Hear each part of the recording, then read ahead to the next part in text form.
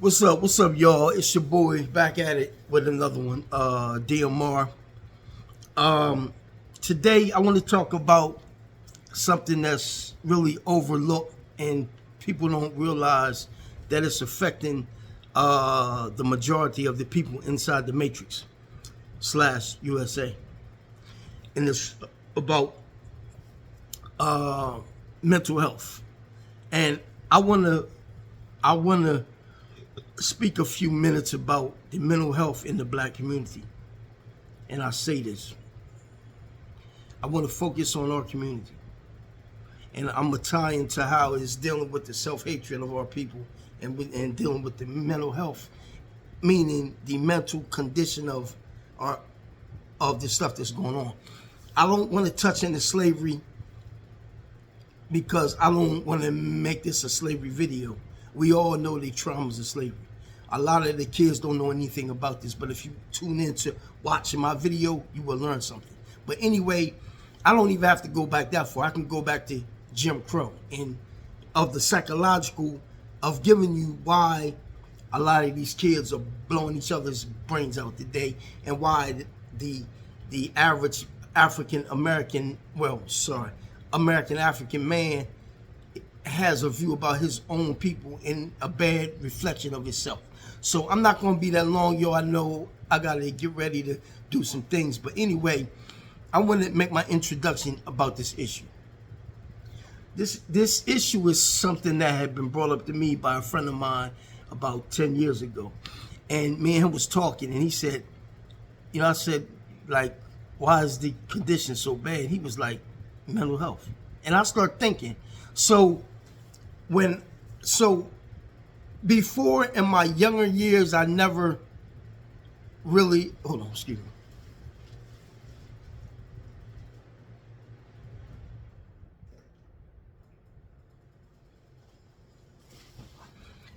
In my younger years, I never really looked at this. But as I start getting older and I start realizing because of the trauma of past events in retrospect, I'm kind of beginning to understand this now more and more. When you are traumatized, right, it sends a tremor effect, and it goes through. It goes through, right? It travels, just like electricity. It travels.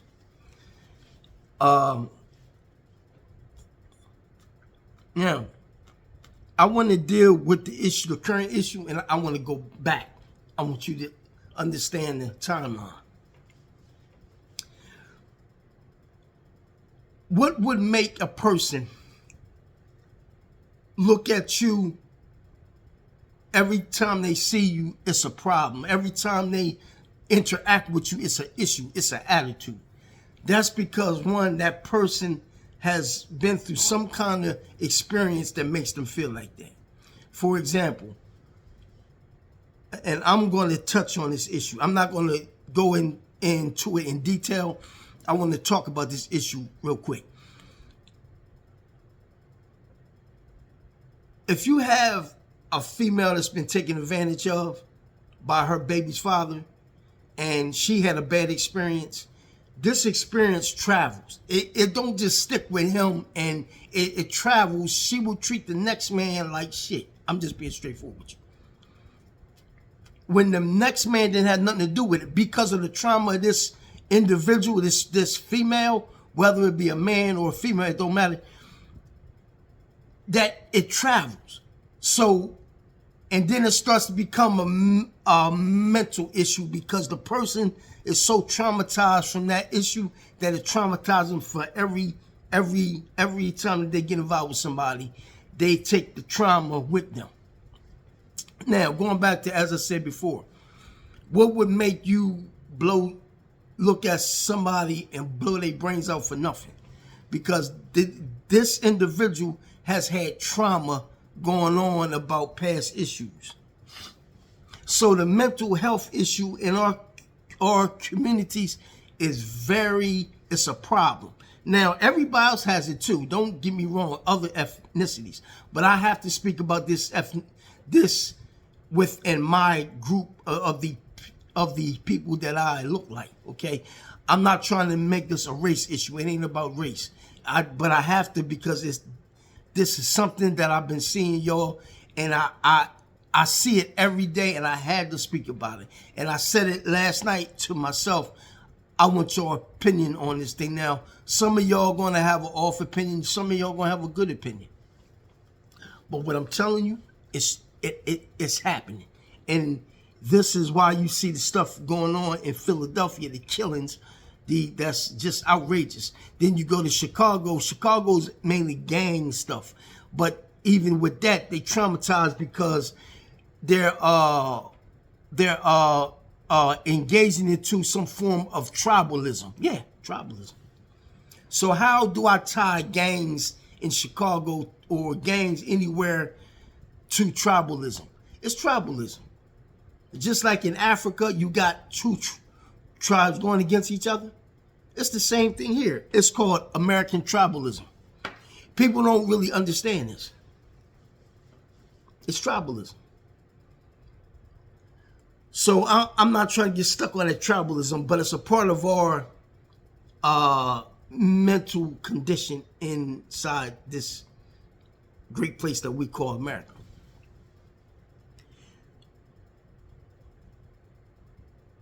When you're dealing with another person that look like you, and you off the rip, meaning off the rip, just you don't know this person comes up. You could be in a store inside of Walmart at the cashier, and this has happened to me many times. I come up, now before me, it's a lot of people, right? You may have somebody from a different ethnic group. Say they're a European American, just say it, right? And they're in line, and it's 2 or 3 of them, and they're going through line. And the American African lady, she's behind the counter, or she could be from the Caribbean or what have you. Because in their mind, female, man, it don't matter. In their mindset, the people that they have to show certain people a certain respect. Okay, you should show everybody the same respect. Everybody gets the same energy, but that's not the case. So we're in line. How you doing today? How you doing? When I come up, it's no how you doing. Like going back to bad customer service video I did. But it ties into this, y'all. The customer service, the bad customer service ties into the tribalism and the mental health. Check it. I come up, attitude.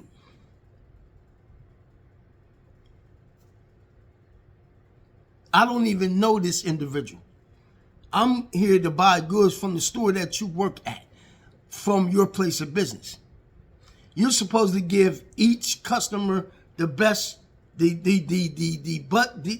best respect, not respecting them as just because that you have to do anything, but you was hired to do a job and you're trying to get their business. The people hired you to be a good customer service representative because you're behind a store representing that store. But when you come to work, you have all the trauma that you had at your house last night with your man or your wife. And I very seldom, and I hate to say this, I very seldom get this kind of treatment from men in these stores. It's always the ladies. I'm sorry.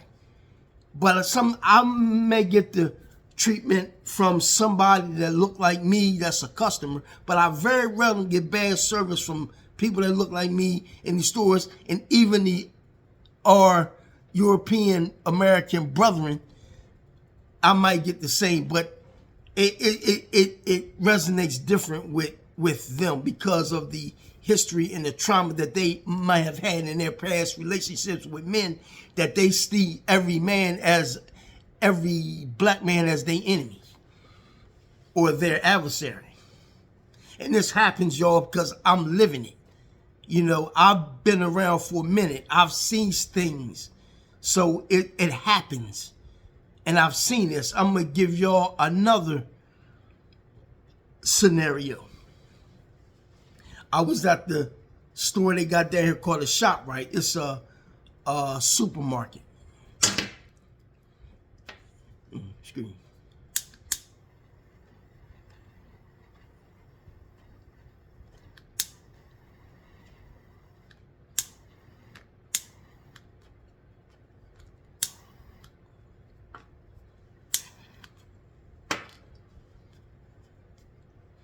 And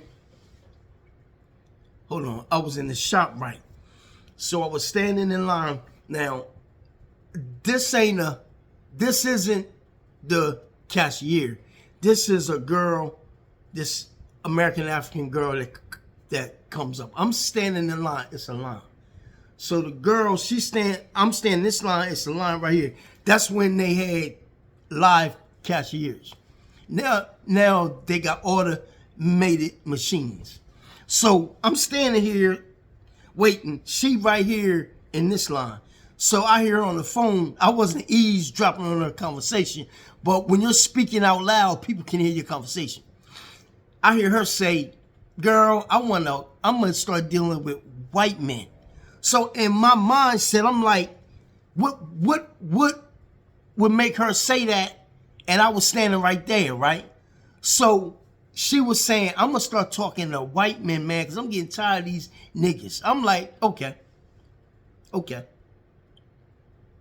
I was saying this in my head, like, she's been traumatized. She's dealing with mental health, right? Because of her past experiences with no good men that she chose anyway. So she brought that stuff on herself. So when she get involved with a Junebug or Pookie and Junebug, she starts to internalize the bad treatment that she getting from a no good guy. Because she put herself in that position. Now, whether this guy had drug money or where he had swag or whatever, they together. So the guy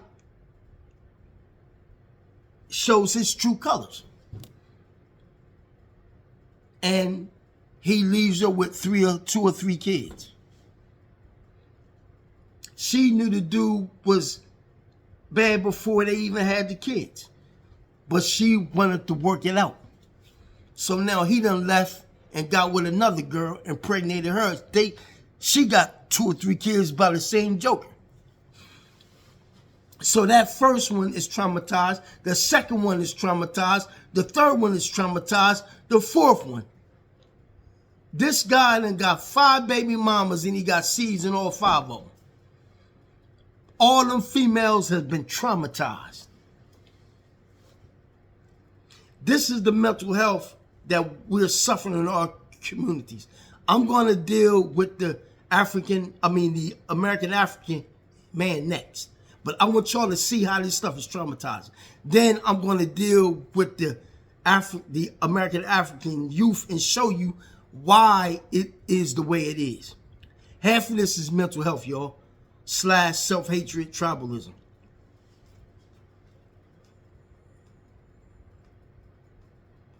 Mental health. Okay, now.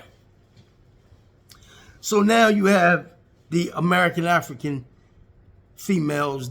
So now it's getting bad, so bad to the point now where they've been so traumatized that they're talking about extermination of the American African seed. That's some form of real deep self-hatred, mental health. These people need help. They need to seek therapy and they need to seek some self-esteem, for one. Okay? Already, you see in our community, we have a lot of not too much good relations. Okay? Now, again, I want to make this very clear. I'm not faulting no white person for this. I want y'all to hear me very clearly. American Europeans didn't put this in you. Now, some people may say I'm wrong. No, I'm not wrong. I'm telling you. At some point, you got to check yourself and be like, you know what? Let me change my behavior pattern. Let me change how I deal with this man or this lady. You see, you can't blame another person for your behavior. No. I'm not buying that. Well, slavery, man, no. The average white person at your job, that's on your job, didn't do nothing to you, man. You know what I mean? He ain't the cause of that issue in your community. So I reject that notion totally. So don't get on here talking about, yeah, we went through slavery. Yeah, I understand that.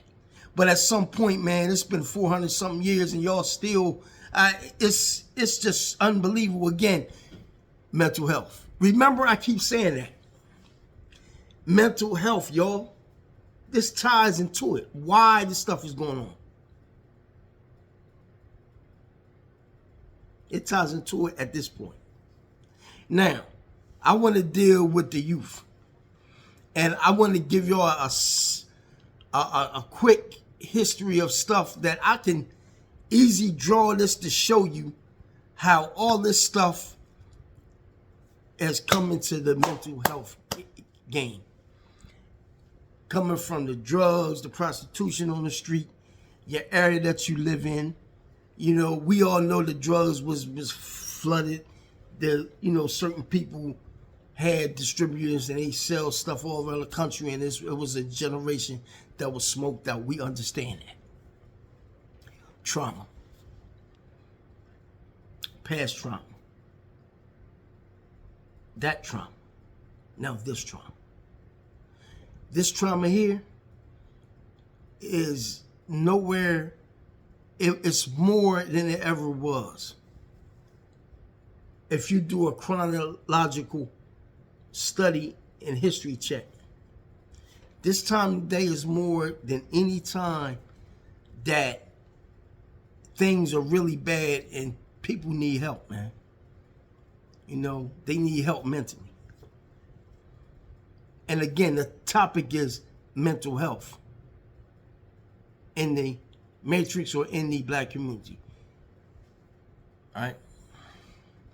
So this is going to give you some insight of why you see the stuff you see out in the street in the American African communities. And this is the tail end of everything that happened before, meaning everything that you know happened back in the day is only forming up to show you the ending result is now. So you go from the civil rights, and again, I'm not even going to talk about slavery. Slavery's not even in the conversation. I can deal with Jim Crow. I can deal with the civil rights era, 1955, the date that Emmett Till got brutally tortured in Money, Mississippi. He was from Chicago, Illinois. He got murdered in 1955. And then the civil rights / black, as people say, Black Power movement was in that started in like 1967 and 1966, right after the assassination of El-Hajj Malik Shabazz, Malcolm X. He died in 1965.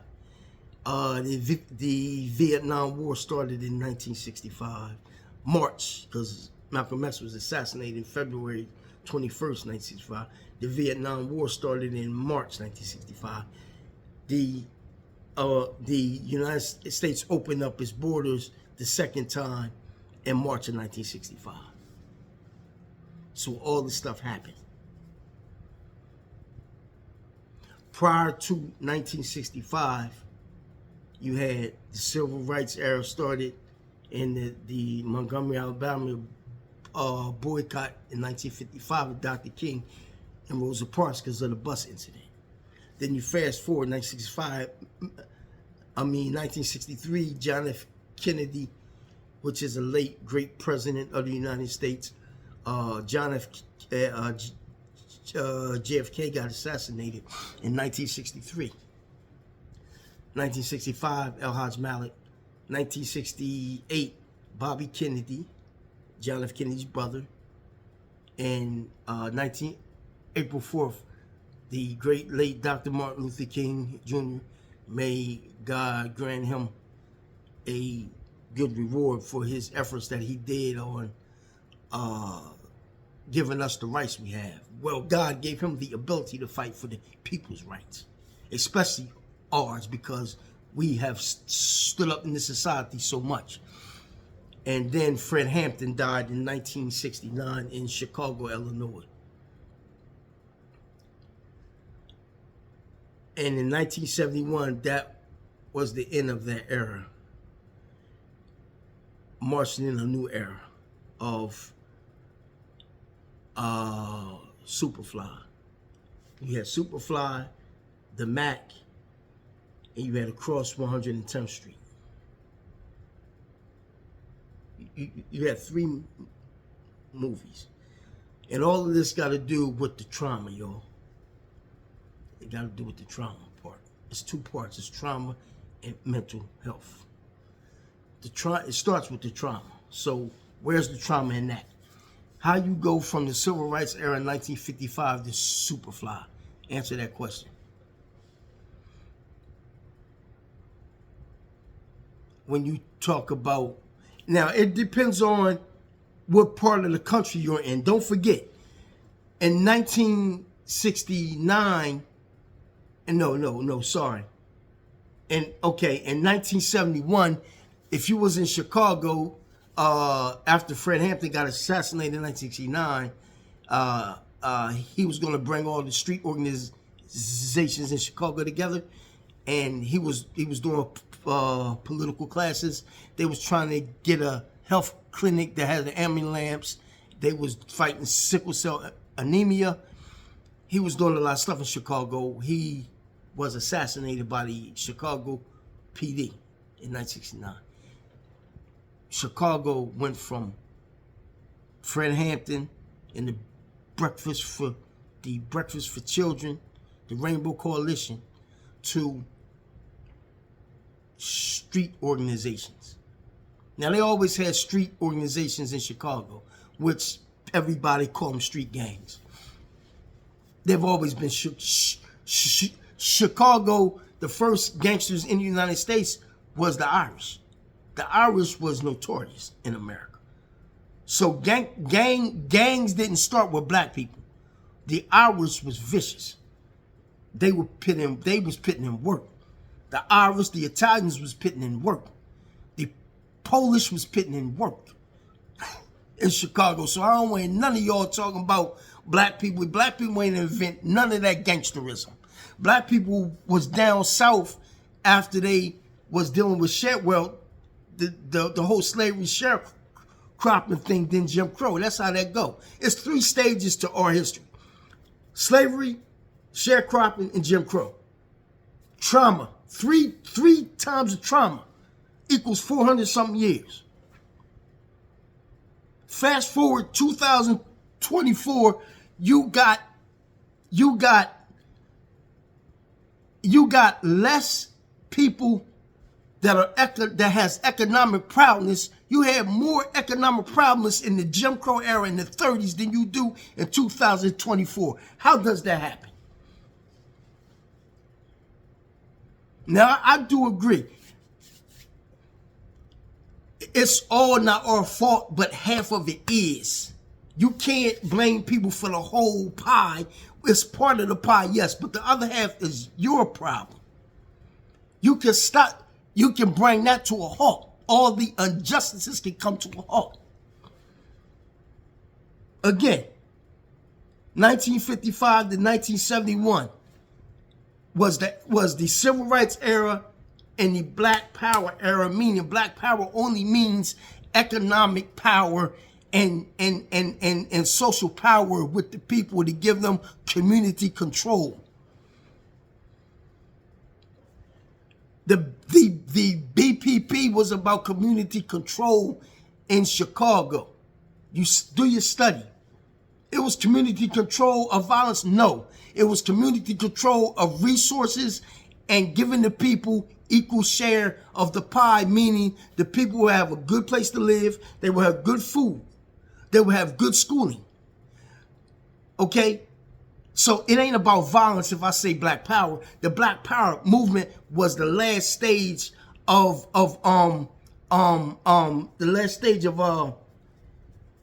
getting something for us to sustain ourselves for generations. This is what Black Power meant. So you got the Civil Rights era / Black Power movement. Understand this. The Civil Rights was started in 1955. Understand that.